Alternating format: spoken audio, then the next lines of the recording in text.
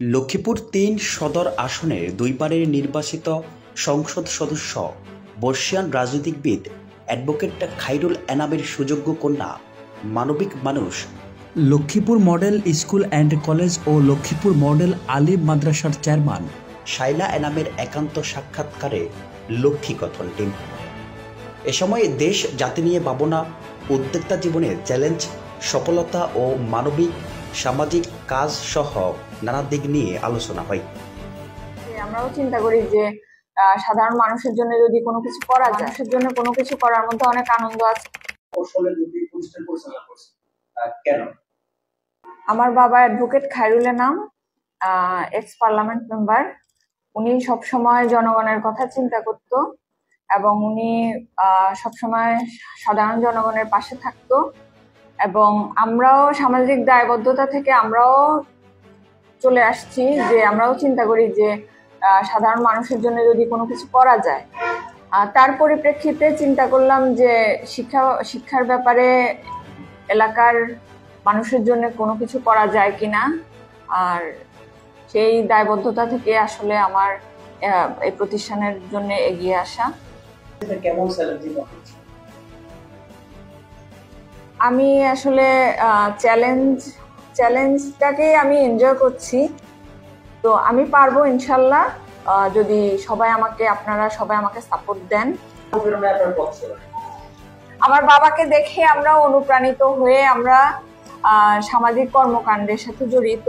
মা, বাবা, ভাই, বোন তাদের অনুপ্রেরণা ছিল এবং সবচেয়ে বেশি বলবো যে আমার হাজবেন্ডের সাপোর্ট। ওনার সাপোর্ট না পেলে আমি এ পর্যন্ত আসতে পারতাম না। অ্যাডভোকেট খায়রুল এনাম এর একমাত্র ছেলে ইমতিয়াজ এনাম তামিম ও শাইলা এনামের উদ্যোগে প্রতিষ্ঠিত অ্যাডভোকেট খায়রুল এনাম ফাউন্ডেশনের পক্ষ থেকে লক্ষ্মীপুরে স্মরণকালের ভয়াবহ বন্যায় জেলার বিভিন্ন স্থানে ত্রাণ বিতরণ ও আশ্রয় কেন্দ্রে নবজাতকের জন্ম দেওয়া মা ও শিশুর জন্য উপহার সামগ্রী পাঠিয়ে প্রশংসা কুড়িয়েছেন তারা। এছাড়াও যে কোনো সংকটে বিপদে সর্বদা মানুষের পাশে অন্তরালে থেকেই সহযোগিতার হাত বাড়িয়ে দেন তারা।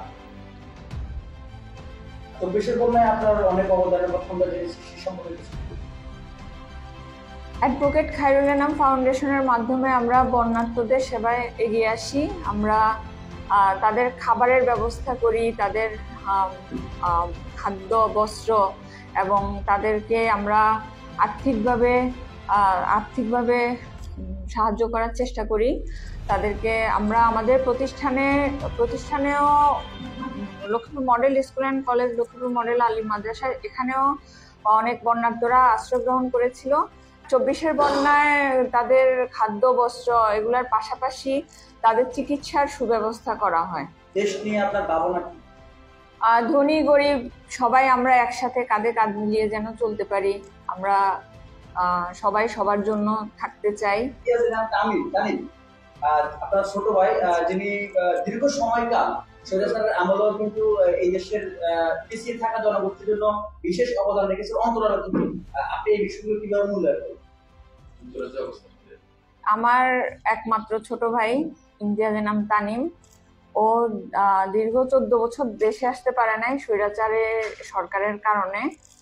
আর ও খুবই অমায়িক টাইপের, অনেকটা আমার বাবার মতো। মানুষের কথা চিন্তা করে, কেবল নিজের কথা চিন্তা করে না, সব সময় মানুষের কল্যাণে পাশে থাকে এবং খুব চেষ্টা করে যে মানুষের জন্য কোনো কিছু যেন করতে পারে। বিদেশে থেকেও সে দেশের জন্য খুব চিন্তা করে, দেশের মানুষের জন্য চিন্তা করে। সে দেশে না থাকলেও সে চেষ্টা করে অনলাইনের মাধ্যমে যে সবার সাথে যোগাযোগ রাখার, সামাজিক সব কর্মকাণ্ডে অংশগ্রহণ। ভালোবাসা, আশা এবং সামাজিক ন্যায় বিচার সমবেত একটি পৃথিবীর স্বপ্ন দেখে এই মানবিক পরিবার, যেখানে মানুষ মর্যাদা ও নিরাপত্তা নিয়ে বাস করবে।